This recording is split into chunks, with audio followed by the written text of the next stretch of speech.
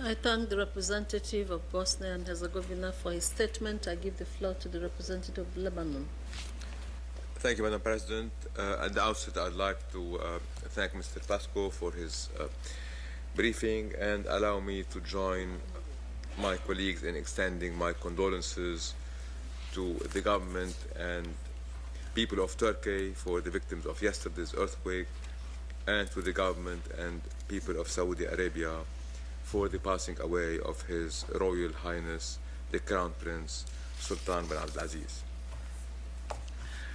Madam President, it's clear that there can be no final and durable solution to the Palestine question without real and genuine negotiations on final status issues such as Jerusalem, refugees, settlements, water, and security.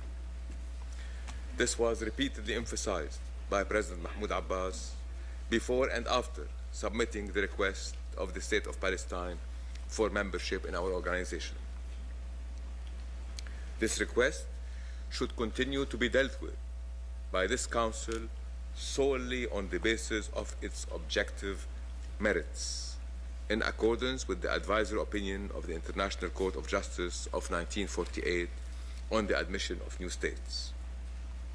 Hence, the examination of this request by the Security Council should in no way be linked to the Quartet activity or subordinated to the course of the negotiation process and its vicissitudes. More fundamentally, the question of the recognition of Palestinian statehood cannot and should not be subjected to the outcome of negotiations between Palestinians and Israelis.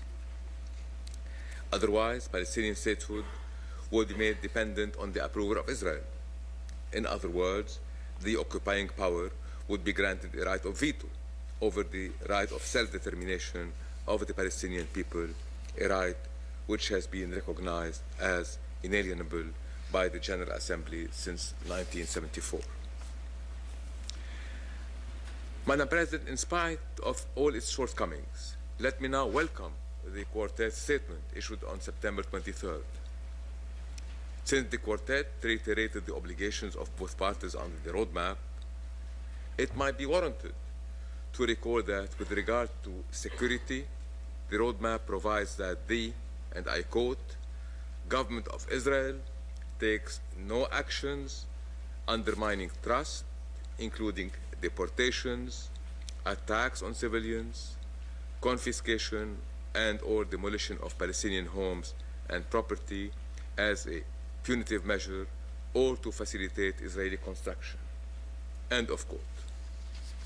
As for settlements, the roadmap provides that, quote, the government of Israel immediately dismantles settlement outposts erected since March 2001, end of quote, and provides that, and I quote anew, consistent with the Mitchell report, the government of Israel freezes all settlement activity, including natural growth of settlements, end of quote. Furthermore, the Quartet September 23rd, the Quartet statement of September 23rd called upon the parties to refrain from provocative actions if negotiations are to be effective. Madam President, on the 29th of September, less than a week after the Quartet statement was issued, Israeli authorities approved a plan to build 1,100 housing units in the settlement of Gilo on land originally expropriated mainly from the Palestinian village of Beit Jala. Is this not clearly inconsistent with the roadmap obligations? Is this not clearly provocative?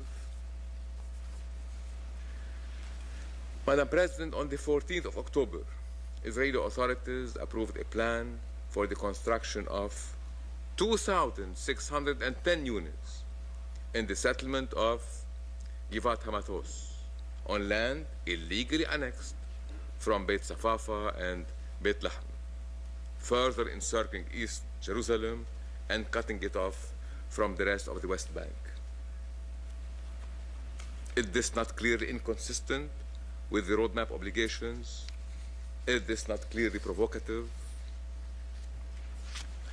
Madam President, since September 23rd, Israel has unrelentingly continued to blockade Gaza, severely restricting the access of goods and limiting the movement of people, in addition to launching airstrikes against its suffering people.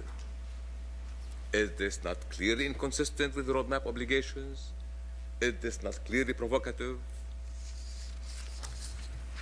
Madam President, since September 23rd, Israel has demolished Palestinian residences and farms in the regions of Qalqilia, Kafr al-Dik, and Tubas. Israelis have also uprooted and burned hundreds of olive and almond trees in Ramallah, Beit Lahem, and Hebron. In addition, armed settlers have physically assaulted and injured Palestinian civilians, including many children, as documented by OSHA reports. Again, is this not clearly inconsistent with the roadmap obligations? Is this not clearly provocative?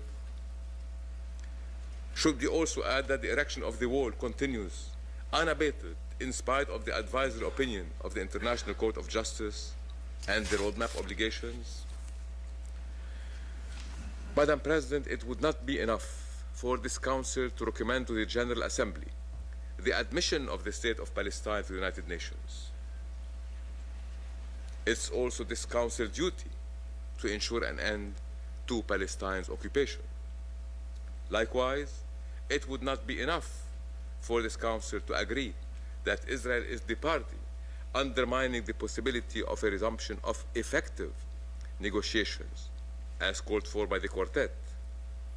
It's also this Council's duty to hold Israel and its leaders accountable for not abiding by their international obligations, for disregarding Security Council resolutions, and for systematically violating international law and international humanitarian law. Thank you, Madam President. I thank the representative of Lebanon for his statement. I give the floor to the representative of Portugal.